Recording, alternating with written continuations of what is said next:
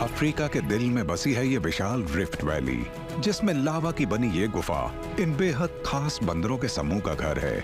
ये हैं एन्यूबिस बबून्स।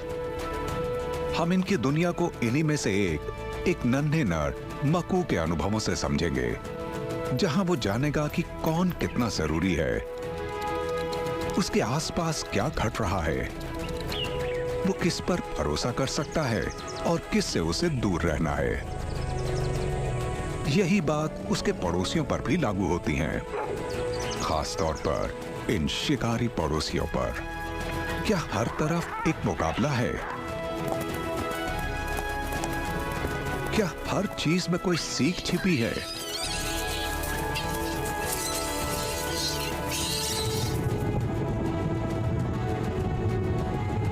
और इन अंधेरी रातों में खुद को सुरक्षित रखने का सबसे अच्छा तरीका कौन सा है?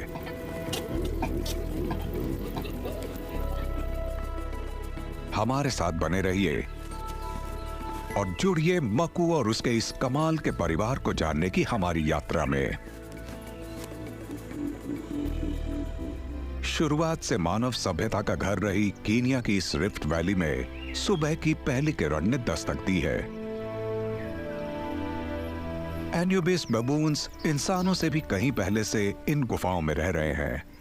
ये गुफाएं ज्वालामुखी से निकले लावा से बनी हैं, वही लावा जिसने इस रिफ्ट को भी बनाया था। ये हर दिन का आरंभ गुफा के किनारे पर बैठकर करते हैं और शायद सोचते हैं कि आज क्या होने वाला है। यहां हर कदम पर खतरे हैं, ऐसे खतरे जिनका इन शिशुओं को अंदाजा भी नहीं।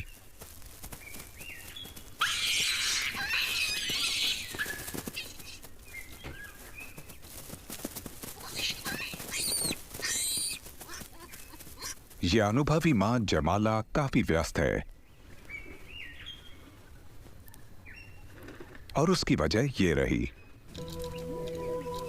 उसने हाल ही में अपने बेटे मकू को जन्म दिया है। स्वाहिली में मकू का अर्थ होता है राजकुमार।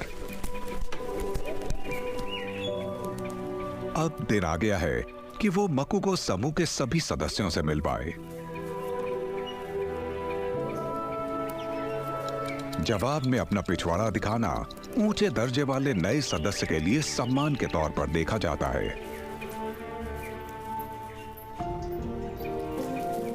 यहां का सूखा मौसम एक शिशु को दुनिया में लाने का सबसे अच्छा समय तो नहीं, लेकिन मौसम यहां आसानी से बदलते भी नहीं हैं।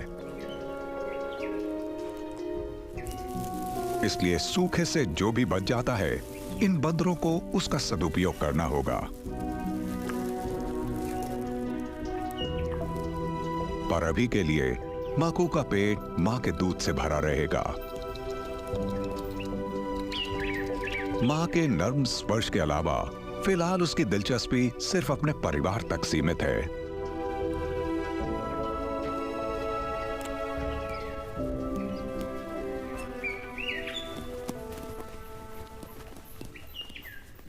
मकू का पिता इम्फाल में, जो इस समूह का मुखिया नर भी है और राजा भी, हर तरफ अपनी नजर रखे है।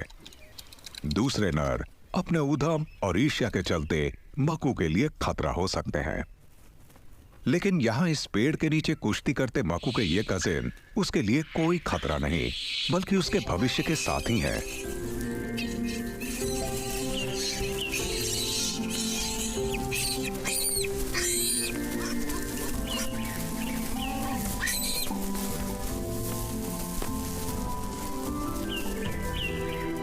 और ये फीमेल उसकी दोस्त है।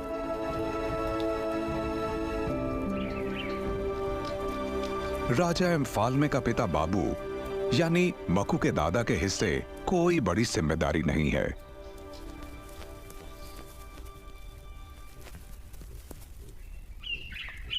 उसे बस अपने आराम से मतलब है। किसी मुकाबले में उसे कोई दिलचस्पी नहीं। बाबू ने इतने सालों में बहुत इज्जत कमाई है, इसलिए कोई उसे परेशान भी नहीं करने वाला। इस समूह में उम्र के साथ रुतबा भी बढ़ता है।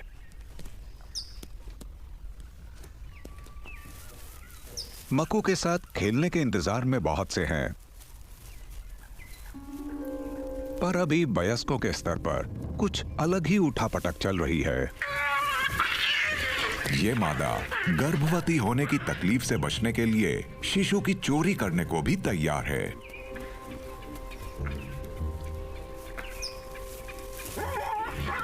हालांकि इम्फाल में का पूरा ध्यान इस ओर है, मगर मादाएं इस मामले को खुद ही निपटाना चाहती हैं।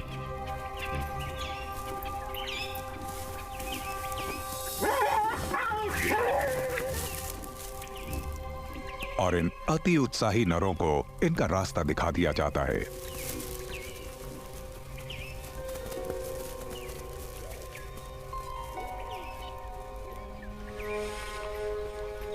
ये इस समूह में रहने के शुरुआती तौर तरीके हैं। गुफा में बना उनका ये घर सिर्फ सोने की जगह नहीं है। यहां सूखे के मौसम में भी खाने के लिए कुछ ना कुछ मिल ही जाएगा, क्योंकि यहाँ की पथरीली दीवारों से रिसकर बहुत सा पानी और पोषक तत्व इस गुफा के मुहाने पर लगे पेड़ों और झाड़ियों तक पहुंचते हैं, जिससे इन पर तब भी फल लगते हैं जब हर ओर सब कुछ सूख रहा होता है।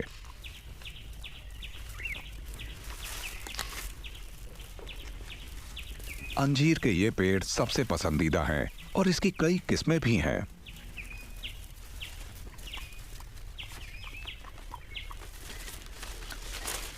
राजा इम्फाल में तो पेड़ पर चढ़ने की जहमत भी नहीं उठाता। आखिर भोजन एक हाथ की दूरी पर ही तो है। वैसे किसी भी बंदर को अकेले रहना पसंद नहीं। एक दूसरे की देखरेख करना इन सब के रिश्ते को मजबूत बनाता है।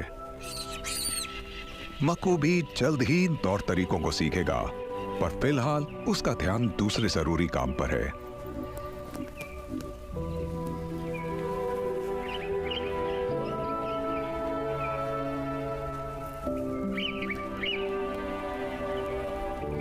आज के खेल के दौर खत्म हुए और इन जनाब को ट्रॉफी के तौर पर यह पंख मिला है। फिलहाल अभी मां जमाला के लिए बच्चे की देखभाल करने का वक्त है। अफ्रीका की रिफ्ट वैली सीरिया से मोजाम्बिक के बीच 6000 किलोमीटर तक फैली है। सेरेंगेटी और मसाई मारा यहां के सबसे मशहूर इलाके हैं। पुराने ज्वालामुखियों की चट्टानों के अलावा यहां अन्य जीवों के घूमने फिरने के लिए बहुत जगह है। खुले सवाना के साथ साथ लावा से बनी उन सुरंगों और गुफाओं में बहुत से जीव भोजन, घर और सुरक्षा पाते हैं, जिनमें हमारा ये बबून समूह भी शामिल है। मकू अब बाहरी दुनिया को थोड़ा बहुत जानने लगा है।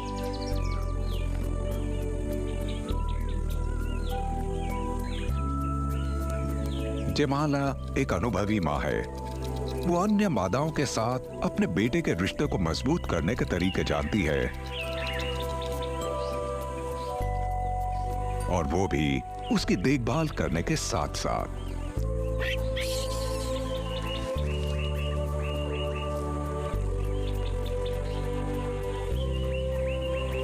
सिर से लेकर पैर तक वो मकू के फर साफ कर डालती है।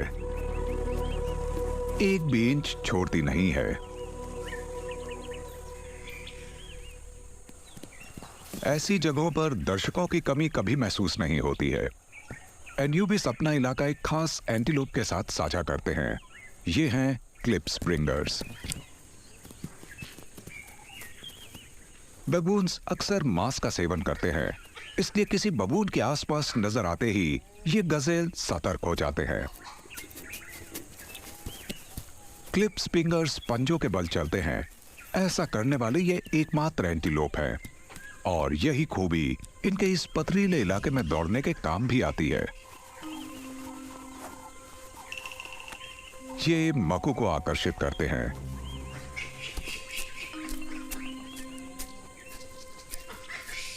किसी भी विपरीत परिस्थिति से बाहर निकलने के लिए